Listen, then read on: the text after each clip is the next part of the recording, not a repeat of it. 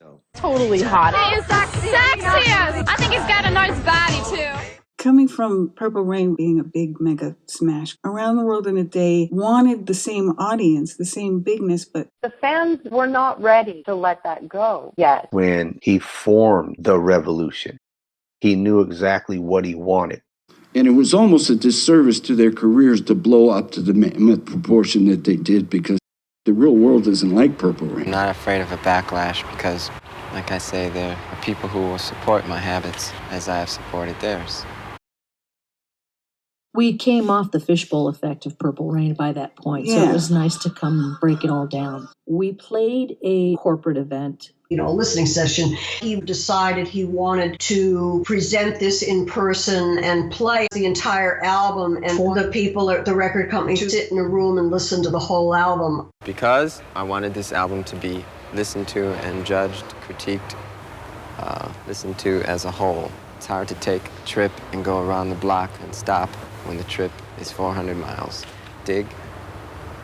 The company would make that happen. It was important to him that he be there in person, look at your reactions. Typical Prince, last minute. He would have his people call up at 9 o'clock in the morning and say, we are coming in at 2 o'clock. We want the conference table taken out. People in the room really looking forward to Purple Rain 2. He went in another direction. They have these blackout curtains so that you could barely see. Mo Austin was sitting on the couch and other people were sitting on the floor. That was the vibe he wanted. He walked in with Wendy and Lisa. Wendy and Lisa were throwing rose petals on the ground. He sat on the floor, legs crossed. Wendy and Lisa were with him. I watched him as this record was going on. The music is obviously very different. You could see people, their eyes going down, eyes going up. You could see the shifting in the room. It was like, what do we do with this? He vibed the room. He knew what was going on. A few bars from the end of the last cut, they just got up and he walked out. He didn't want to get caught up in somebody coming up to him and saying something that he didn't want to hear. He wasn't happy with the response. I think it might have been lost on this crowd. it was in its way different than the other albums because of the Middle Eastern influence. It went from purple to like rainbow. Around the World in a Day was like psychedelic and colorful. By the time Around the World in a Day came, his ballads really became beautiful and really more personal. Yeah. Condition of the heart. And it was just him, chords and the melody. And it makes you think of that he loved Joni Mitchell. Joni Mitchell, she taught me a lot about color, sound, and to her I'm very grateful. The Beatles weren't an influence for him. He didn't even like the Beatles. He was he didn't. That was just not where it came from. That's where Paisley Park, the song Paisley Park is on. Very there. true. And then it was an idea that he'd been floating for a while. On Raspberry Beret, and he says, the rain sounds so cool up against the barn roof. The horses wonder who you are. Thunder drowns out what the lightning sees. And you feel like a movie star? Come on. What's the tambourine? Every time I hear tambourine, and when I hear him behind his drums, this is a guy that would go into the recording studio and put his headphones on behind his drums and play an entire track, do his vocal afterwards. Straightforward, forwardly patriotic.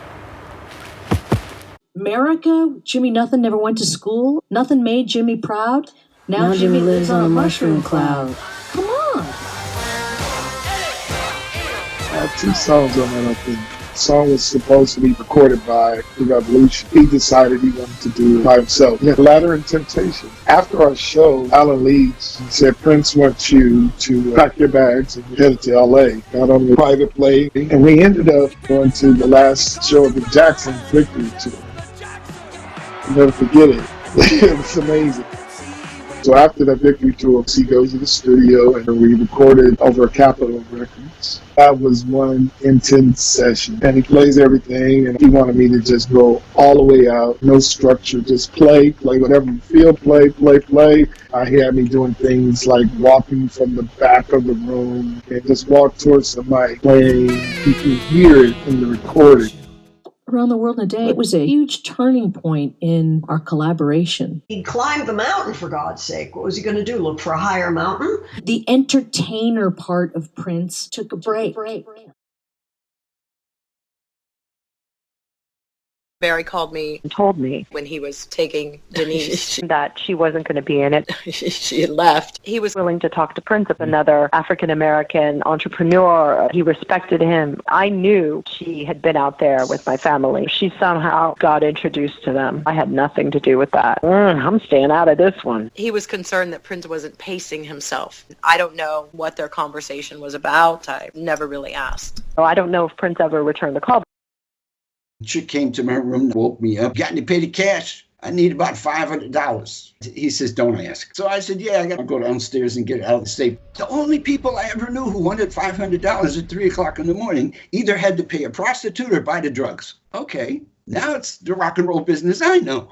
This squeaky clean operation wasn't going to be any fun at all. Here's this recluse who won't let people in his dressing room, who won't sleep in the hotel, sleeps on the bus in the parking lot of the hotel. What's the angle here? Where I come from, people that act like that are hiding something. Usually it's something that they need to hide. The next day at catering, I pulled Chick aside and I said, look, Chick, man, I've been around the block a couple of times and I know you have too. I got to know the lay of the land so that I know how to stay out of the way of trouble. He said, buddy, he wanted to take this girl on the bus to see the sunrise from the Golden Gate Bridge. And I needed to fuel up the bus. And I knew he was going to want to stop and buy a bunch of food. I just needed to have some cash. That's romantic. I could see wanting to take a girl to see the sunrise at the Golden Gate Bridge. I'm with that. You know, I knew it, that he had nothing but women on his mind, for crying out loud. They were flying in all the time. And now I don't have to worry about my petty cash getting tied up with drug money.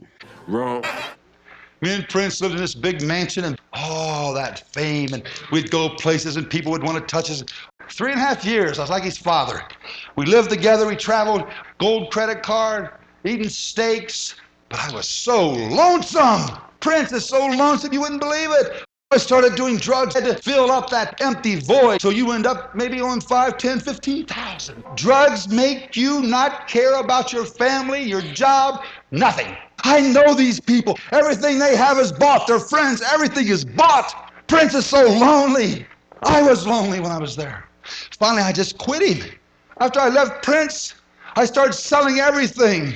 The next thing Prince knew, Chick sold his story for coke money to the National Enquirer. You know, he really stopped doing interviews for a long time. He didn't like the idea of being able to say all this stuff, have it recorded, have other people be able to use it. It was against his instincts.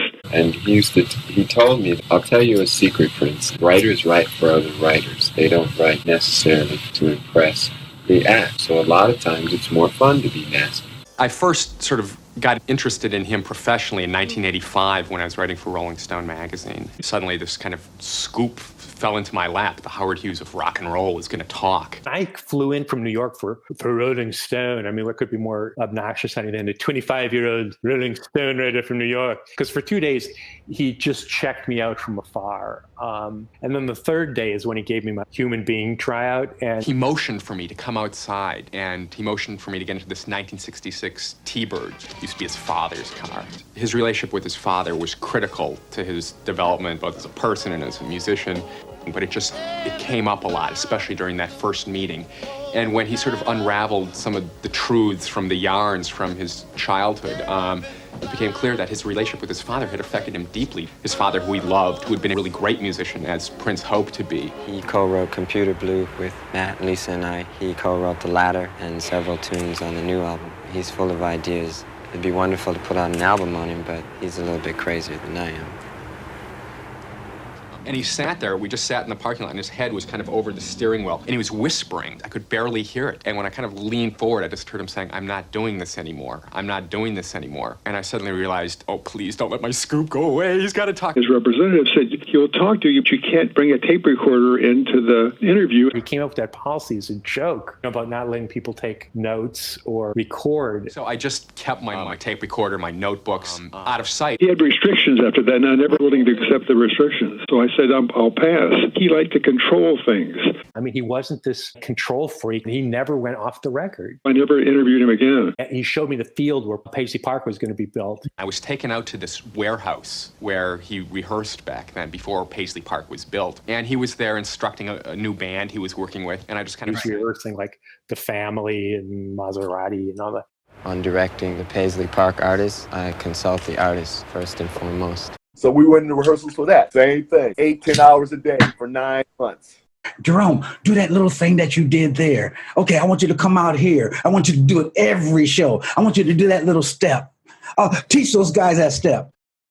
You know, that's why I formed Mazarati. The way they approached the jam, the way they played, I would sit there and get on each one of their instruments and we would jam on a song for hours. It was all me. I created this whole vibe, androgyny, that rock funk energy. He was starting his Mazarati project. Mazarati. It was my concept. Mazarati was me. You saw 7 me's on stage. That's what it was. Mazarati said, but Sheila and her band's not. Yeah, you'll see like Mazarati, their lead singer, and then their guitar player and stuff like that. They're getting ready to move back here, and it will be the same thing. It's a new army. It was Prince's first signing. Once he took possession of something, it's his. Kissing goodbyes. Mark feels it was buried. He was a guy who had been able to produce Manic Monday, Sheila E., The Time, Vanity 6. This was a guy who could write and produce good records for people. One thing I try to do for our acts is go for the different, the out of the norm, the avant purple. Our record label is an alternative. If someone wants to go along for that ride, cool. Paisley Park is an alternative. I'm not saying it's greater or better, it's just something else. It's multicolored. And it's very fun. Really, there was no Paisley Park Records. It was an imprint. I mean, it existed, but nobody ran it. Cavallo, Ruffalo, and Farnoli were supposedly running it, but it wasn't their focus. They ran a management company with a lot of clients. If you wanted to call Paisley Park Records, there was no number to call. You would call Cavallo, Ruffalo Management, and maybe they'd have time to talk about it. When people would say, we tried to write songs and then he rejected it, even I've said that. There is a reality here that it was his label. You know, if he told me to go left, I went left. If he told me to jump and bark like a dog, that's what I did. He was the man that everybody stood around observing and tried to fill in the gaps, even when they were sitting there next to him. I got to sit at the table with Berry Gordy and eat lunch with him in his library with a waterfall, mansion up in the hills, a billionaire. And he says, these are my Arabian horses. I'm like, oh, my God. Of course, Mark Brown had already known he was going to be leaving the Revolution, or he left because he was going to sign with Motown. But he really didn't tell us about it. He told Prince, but the rest of us weren't aware that he was planning to leave. Mark, I didn't know this back then. He had quit the band. I quit after Purple Rain. He went to Prince and said, I'm not happy and I want to leave. And he did not want me to leave. Prince convinced him to stay. He had a separate deal with Prince. Around the World in a Day in the Parade record, I was contracted. He was kind of a little more independent. And we had a group relationship, but each one of us had an individual thing with him. It's unique about the situation that I'm in now with these people is that they all know who they are and everybody was participating. He did utilize everybody. Purple Rain, where we were all involved. Mark Brown wrote some stuff with Prince. Wendy and Lisa heavily utilized. And then Around the World in a Day and Parade album were collaborations with Wendy and Lisa. He had come to the point to trust us so much. I don't know why There's no rhyme or reason why we're not accredited as the writers on one, and then we just did some weird stuff. Like Prince was very random. I felt I was underutilized. We jammed constantly every day. We were just having fun. And to do it with the person that I was in love with, my girlfriend, and with the most important artist of my generation, after a project was done and you'd listen back to your work, they had his back, allowed him to experiment musically. We were just writing a million songs a day. 24/7 recording. There were hundreds of songs made. Within those songs, Around the World in a Day was recorded. There are 4 or 5 different records of the Revolution during this period of time in the vault. And that moved right into Parade. Parade was dark, black and white. Parade, Dream Factory, Roadhouse Garden, Crystal Ball, all these records were all being done at once. Sometimes It Snows in April. That song was written April 21st, 1986, when he went in, Wendy and Lisa, and he recorded that live, the 3 of them together. You know, I mean, Sometimes It Snows in April was a perfect example of that. 3 of us were in our room doing that, and he started singing those lyrics over these chords we were doing. I could see in him, it allowed him to feel even bigger feelings that weren't overly sexualized or angry or just bratty, which he's the master at. Sometimes We weren't in the same state. He would just send a mastered reel on an airplane. He'd send us ideas, sketches of songs, like a drum track and a guitar, piano and vocal, or he would just say, I need some background vocals or something that he wanted specifically. But then he'd also say, just put your stuff on it. He wrote music constantly because he centered himself around people. They fed the beast. And he gave us this song on acoustic guitar called Kiss. Kiss was the one I'm most proud of because I think I had more to do with that than any one of them. Really interesting story because Kiss came about totally accidentally. It was for a group that he had signed called Mazarati that I was producing. When he brought me Kiss, it was acoustic guitar. No particular rhythm, just straight chords. It was a 4-bar blues. I found the actual song where he took it from. The track dated back to like 1938, late 20s, late 30s. He gave me a demo of the first verse and chorus. And he was singing it in a baritone. Sounded like a country song. We said, what are we going to do with that? It sounds like Stephen Stills. No drums, no nothing. Not even in a studio mic. No, Mazarati's a rock band. What you going to give this to me for? He said, just do your thing to it. And I said, okay, I'll give it a try. We tried to turn it into something. Sat up all night trying to figure out what to do with it. I was doing Mazarati in one room. I was in Studio B. At Sunset Sound. He was in the other room. He was working Studio A. Completing that soundtrack record. Lionel Richie was in Studio C. I totally rewrote Kiss. I put a beat to it. We programmed the drums. David Rifkin was our engineer. He had a lot of producer tricks he used to do, and he put that gated effect on the guitar. He loved that gated reverb. Susan fed that Lin LM1 to the AMS reverb box and used a preset called non-linear. Now, that rhythm guitar is just me playing open acoustic chords. I gated it to the hi-hat track on the drum machine. It made that rhythm that's impossible to physically play. Non-linear reverb just can't be replicated in the real world. Reverb in a natural setting tends to fade as the audio signal decays. Non-linear reverb, it actually gets louder. But it made that song stand out. It's the shimmering, shaky rhythm. Gave you that. The other problem we had was singing it. I didn't like the way it sounded. It was real plain. You don't have to be beautiful. We worked on that song, Mazarati, Bruce and Mark. They got this real gospel tone to their background. You know, they come from the church where they sing. Don't have to be beautiful.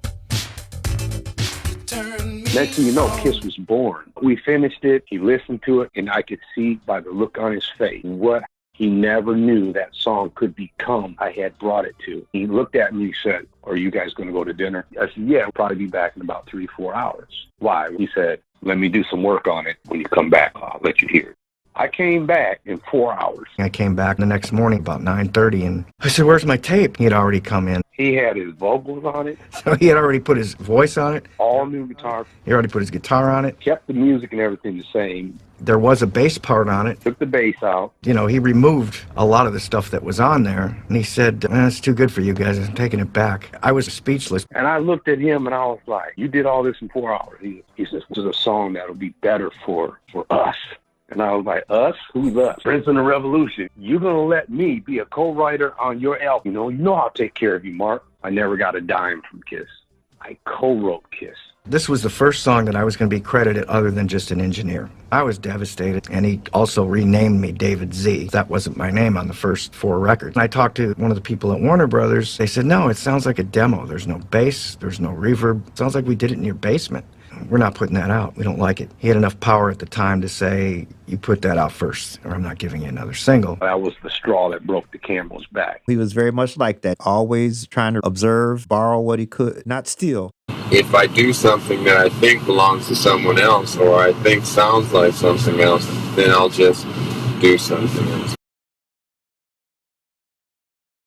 I was like, I'm going to bust him up now. Now you messing with my manhood. Now you testing me.